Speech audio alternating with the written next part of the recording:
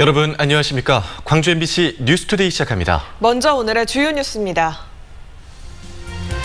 현재는 많은 비와 바람을 몰고 온 태풍 마이삭의 영향권에서 벗어났지만 날이 밝으면서 피해가 속속 드러나고 있습니다. 광주 지역 코로나 확산세가 좀처럼 수그러들 기미를 보이지 않고 있습니다. 마스크를 잠깐만 벗더라도 코로나에 감염되는 사례가 나타나고 있습니다. 광화문 집회에 참석했던 확진자들이 거짓말을 하거나 검사를 거부함에 따라 잇따라 고발 조치되고 있습니다. 검찰이 직권 남용 혐의로 박우량 신안군수에 대해 사전 구속영장을 청구했습니다. 태풍이 남해안을 지나면서 전남에서도 피해가 잇따라 나오고 있습니다. 비바람에 간판이 날아가는 등 시설물 피해가 곳곳에서 발생했고요.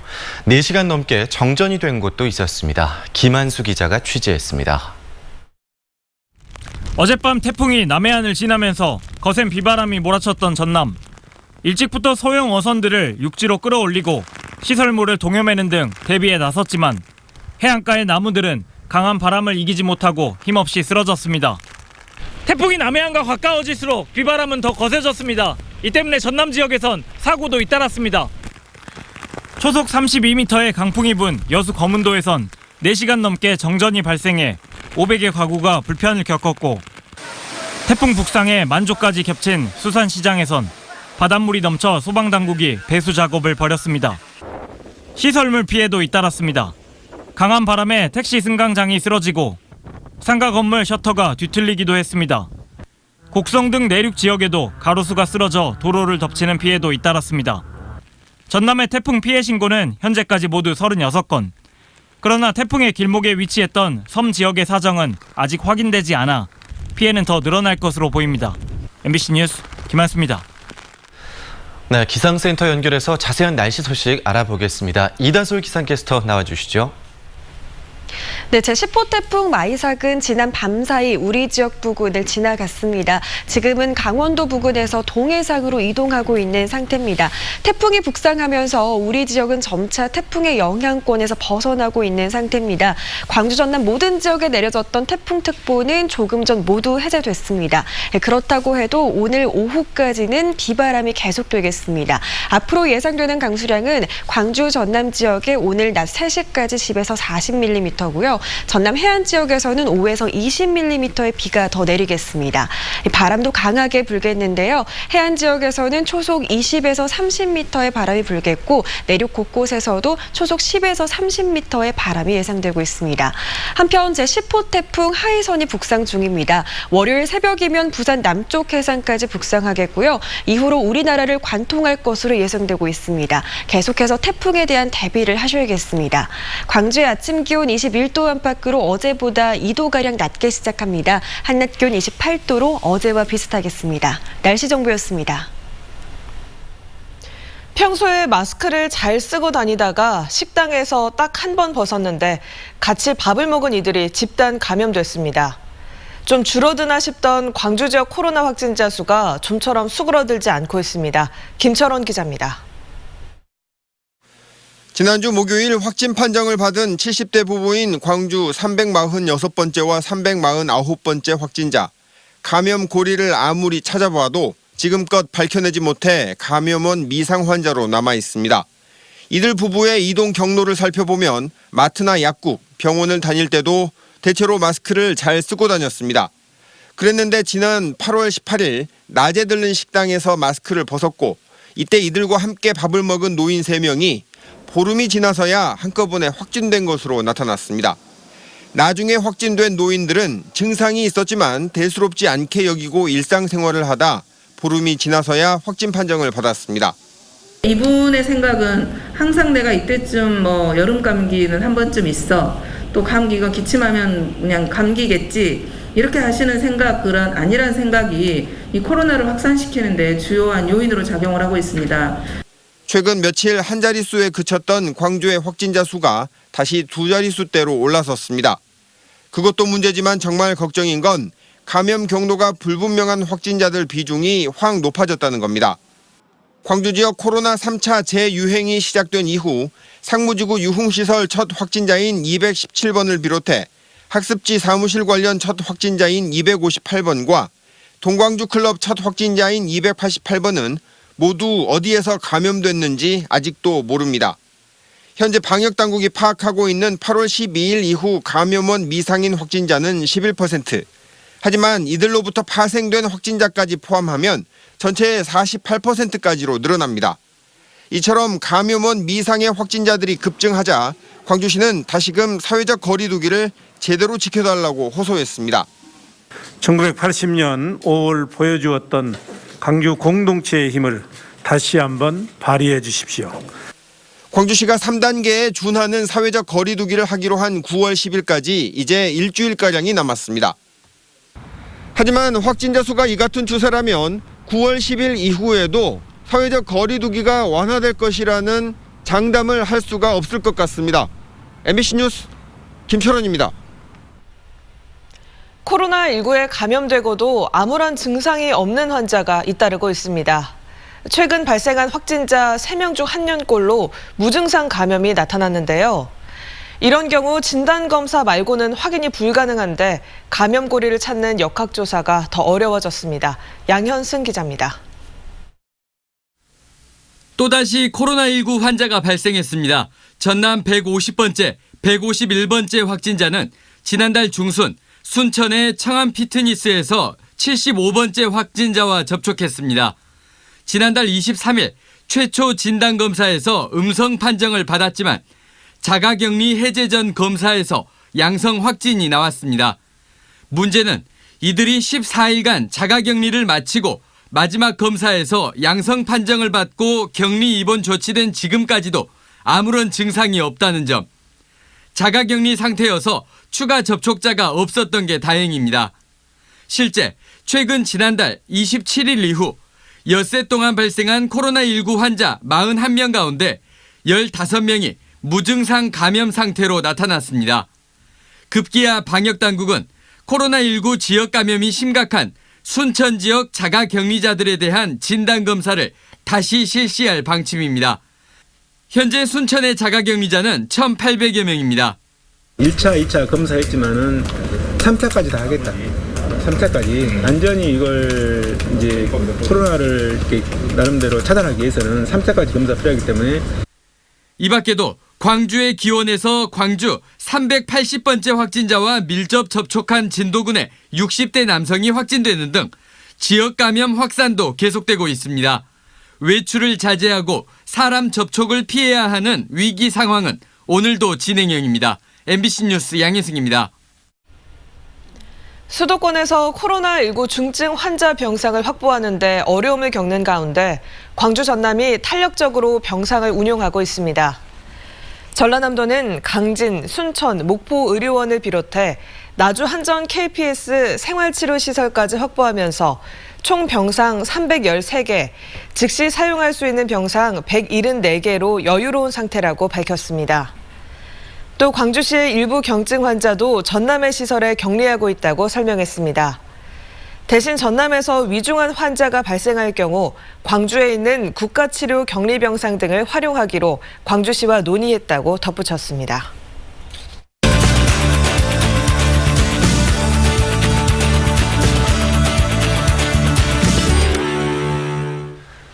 전국 코로나19 누적 확진자가 2만 명을 넘겼습니다. 완치 판정을 받은 사람들 중에는 후유증을 호소하는 이들도 늘고 있는데요. 최근 광주시가 코로나19 후유증 극복을 돕는 온라인 센터를 개설했습니다. 센터장을 맡은 광주시 의사회 박유환 수석 부회장과 이야기 나눠보겠습니다. 네, 안녕하십니까? 네, 안녕하십니까? 광주 시민뿐만 아니라 전국의 다른 분들도 이용을 할 수가 있더라고요. 이 코로나19 후유증 온라인 극복센터를 운영하는 이유 어떤 건가요? 네, 코로나19 사태가 나타난 지 벌써 7개월이 넘었고 전국적으로 15,000명의 확진자가 나타났으며 지금 우리 시에서도 완치자가 250명 정도 됩니다. 그래서 하지만 이 코로나19에 감염되었다가 다양한 후유증을 호소하시는 분들이 계시는데 이 완치되신 분들이 모여서 다양한 후유증 사례와 정보를 공유하고 치료 방법을 함께 모색하는 플랫폼이 필요하게 돼서 코로나19 후유증 온라인 센터를 마련하게 되었습니다. 네, 코로나 후유증으로 파악되는 증상들 정말 다양하게 있는데요. 네네. 그중에서 대표적인 증상 어떤 게 있을까요? 일단 코로나19 바이러스하고 싸우면서 피로가 오겠죠. 그래서 바이러스 감염 후 피로 증후군이라는 게 있고요. 또 코로나19 바이러스는 호흡기 바이러스지만 또 우리 근육세포, 혈관 내피세포 이런 것들을 많이 공격을 해서 근육세포를 공격을 당해서 근육통이랄지 네. 두통 같은 것들도 많이 나타나고요. 또 혈관 내피세포를 공격당하면서 뇌혈관, 뭐 기억력이 저하된다거나 아니면 당뇨병, 또 피부도 공격해서 가려움증 이런 다양한 후유증들을 나타내고 있습니다. 네, 이 코로나19 완치자들 중에서 그러면 후유증을 겪는 비율이 어느 정도나 됩니까? 일단 경증이냐 중증이냐에 따라서 이 비율이 틀려집니다. 미국 질병예방센터 보고에 의하면 경증 환자는 한 35%에서 피로랄지 기침, 미열 등의 후유증을 나타난다고 나와 있고 또 네. 나이가 많을수록 이 후유증을 겪는 비율도 증가되고 있습니다. 후유증을 경험한 유증상자 중에는 18세부터 34세는 거의 한 26%, 30세부터 50세까지는 32%, 50세 이상에서는 거의 47%였다고 보고가 되어 있고요. 또 고령에 2개 이상의 기저질환이 있다면은 완치자의 증상이 더 오래가고 후유증도 더 다양하게 나타난다고 보고했고요. 또 이탈리아 의료진이 143명을 중증 환자를 대상으로 해서는 중증 환자의 보고에 의하면 거의 143명 중에 125명, 거의 87%에서 한 가지 이상의 후유증을 나타난다고 보고가 되어 있습니다. 결국 경증이냐 중증 환자에 따라서 후유증에 나타나는 퍼센테이지가 좀 틀리다고 보고 있습니다. 네, 이 코로나 증상뿐만 아니라 이 후유증에 대해서도 잘 파악을 해야 될 것 같은데 또 필요한 사람은 온라인 상담도 전문적으로 받을 수 있다고 돼 있어요. 네네. 이 상담은 어떤 분들이 해주시고 또 어떤 상담이 이루어지는지도 궁금합니다. 이 완치자라는 이런 꼬리표 때문에 후유증조차도 주변인들에게 섣불리 이렇게 알리지 못하는 분들을 위해서 익명으로 지금 상담을 받고 있고요. 여기에 참가하시는 교수님, 또 준종합병원 선생님들, 개업한 선생님들이 다양한 정신의학과 선생님, 가정의학과 선생님, 산업의학과 선생님, 또 내과 선생님들 한 7분 정도 지금 모여서 자문을 하고 있습니다. 그래서 이 광주시 홈페이지에 통해서 온라인으로 가입을 하시거나 본인이 가지고 계신 SNS 계정을 통해서 이 홈페이지에 들어오셔서 익명으로 문의를 해주시면 저희들이 온라인으로 상담을 하고 또 오프라인이 필요한 경우는 따로 또 조치를 하고 있습니다. 네, 그러니까 실질적인 어떤 치료라기보다는 소통 창구 역할을 하는 걸로 볼 수 있을 텐데요. 이 온라인 극복센터를 운영하면서 어떤 효과를 기대하고 계신지요? 일단 코로나19 환자에서 가장 힘든 것은 격리라는 남에게 사회적인 격리 또 정신적인 격리 이런 것들이기 때문에 이 서로의 이 소통의 의미가 가장 크고요. 이런 것들을 익명으로 처리가 되고 있기 때문에 많이 이용해 주시면 되겠습니다. 네, 오늘 말씀 잘 들었습니다. 지금까지 광주시 의사회 박유환 수석 부회장과 이야기 나눠봤습니다. 오늘 말씀 고맙습니다. 고맙습니다.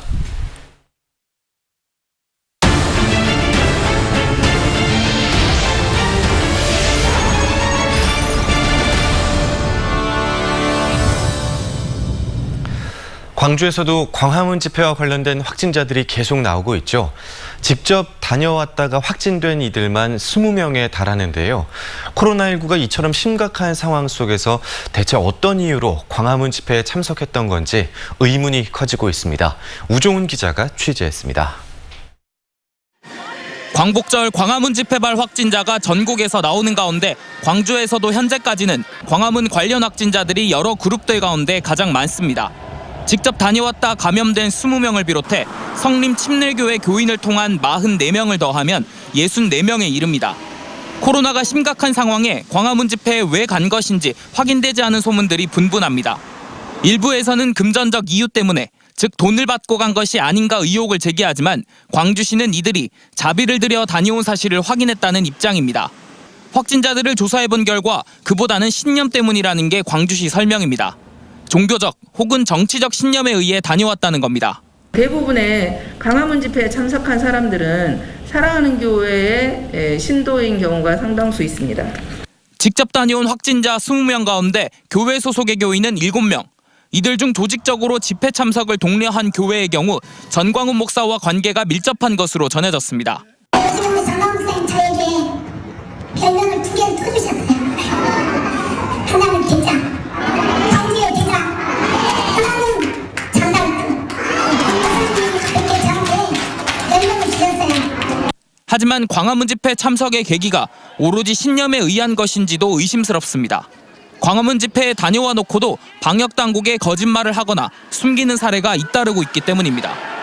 나주 물놀이 시설을 다녀왔다거나 영광 백수 해안도로를 다녀왔다거나 39명의 확진자가 쏟아진 광주 성림 침례교회 일가족 5명이 확진된 경우도 모두 광화문 집회를 안 갔다고 거짓말했습니다. 일부 교회에서는 집합금지 의무를 정면으로 위반하는 등 공동체를 위협하는 행위들이 발생하고 있습니다. 광주시는 나주 물놀이 시설을 다녀왔다고 거짓말한 252번째 확진자를 고발한 데 이어 검사를 거부하는 7명도 경찰에 고발했습니다. 광화문 집회에 참석한 정확한 동기가 무엇인지 경찰 조사에서 밝혀질지 주목됩니다. MBC 뉴스 우종은입니다. 검찰이 직권남용 혐의로 박우량 신안군수에 대해 사전 구속영장을 청구했습니다. 광주지검 목포지청은 신안군 공무원 채용 과정에서 퇴직 공무원 자녀에게 특혜를 준 의혹을 받고 있는 박우량 신안군수에 대해 직권남용 등의 혐의로 사전 구속영장을 청구했습니다. 김 군수에 대한 영장은 지난달 28일 청구됐으며 실질 심사는 오는 4일에 광주지법 목포지원에서 열릴 예정입니다. 광주 서부경찰서가 당내 경선 과정에서 불법 선거운동을 한 혐의로 양향자 의원 선거 캠프 관계자인 광주 서구 의원 A씨 등 4명을 기소 의견으로 검찰에 송치했습니다. A씨 등은 지난 2월 말부터 3월 초까지 당내 여론조사를 앞두고 당원과 선거 구민 등에게 전화를 걸어 당시 예비후보였던 양향자 의원의 지지를 호소한 혐의입니다. 경찰은 압수한 휴대전화를 디지털 포렌식하는 등 수사를 벌였지만 양 의원의 개입 여부는 발견하지 못했다고 밝혔습니다. 광주 북구의회가 기초의원 인사권 독립을 국회에 촉구했습니다. 광주 북구의회는 어제 열린 임시회에서 지방의회 인사권 독립을 위한 지방자치법 개정 법률안 의견 촉구 건의안을 채택했습니다. 북구의회는 기초의회 소속 공무원의 인사권을 지자체장이 가지고 있어 의회와 집행부 사이에 견제와 균형이 이루어지지 못하고 있다며 건의안 채택 이유를 밝혔습니다. 광주 동구가 올해 추억의 충장축제를 취소했습니다. 동구는 사회적 거리두기 3단계에 준하는 집합금지 행정명령에 따라 해마다 10월에 개최했던 추억의 충장축제를 올해는 취소하기로 했습니다. 한편 추억의 충장축제는 2004년 개최된 이후 10년여간 문화체육관광부 문화관광축제로 선정돼 왔습니다. 5.18 40주년을 맞아 방송된 광주 MBC의 이름도 남김없이 2부작이 한국방송협회가 주는 지역 다큐멘터리 부문 방송대상을 받았습니다. 한국방송협회는 32개 작품이 출품돼 가장 경쟁이 치열했던 지역 다큐멘터리 TV 부문에 현대사에서 광주가 갖는 의미를 잘 표현한 이름도 남김없이를 선정했다고 밝혔습니다. 한편 방송협회는 코로나19 극복을 위해 방송대상 시상식을 오는 10일 비대면으로 개최할 예정입니다. 주광주 중국 총영사관이 전남에 성금 1,000만 원을 기탁했습니다. 일주일 전 김영록 지사를 예방한 자리에서 물적 지원 의사를 밝혔던 장청강 총영사는 어제 전남도를 다시 찾아 1,000만 원을 기탁했으며 전라남도는 기부된 성금을 사회복지공동모금회를 통해 취약계층 주택 개보수 등에 쓸 계획입니다. 전남 지역 사찰들이 코로나19 방역수칙과 행정명령을 잘 준수하고 있는 것으로 확인됐습니다. 전남도가 일선 시군과 합동점검단을 구성해 지난달 27일부터 1일까지 도내 670개 사찰을 긴급 점검한 결과 모든 사찰에서 코로나 방역수칙은 물론 마스크 착용 의무와 행정명령도 잘 이행하고 있는 것으로 확인됐습니다. 특히 화순 쌍봉사, 곡성 태안사 등 사찰들은 자체적으로 외부인 출입을 금지하고 있었고 일부 사찰들은 진입로에서부터 승차 발열 검사를 실시하는 등 사회적 거리두기 2단계 조치에 적극 동참하고 있는 것으로 나타났습니다.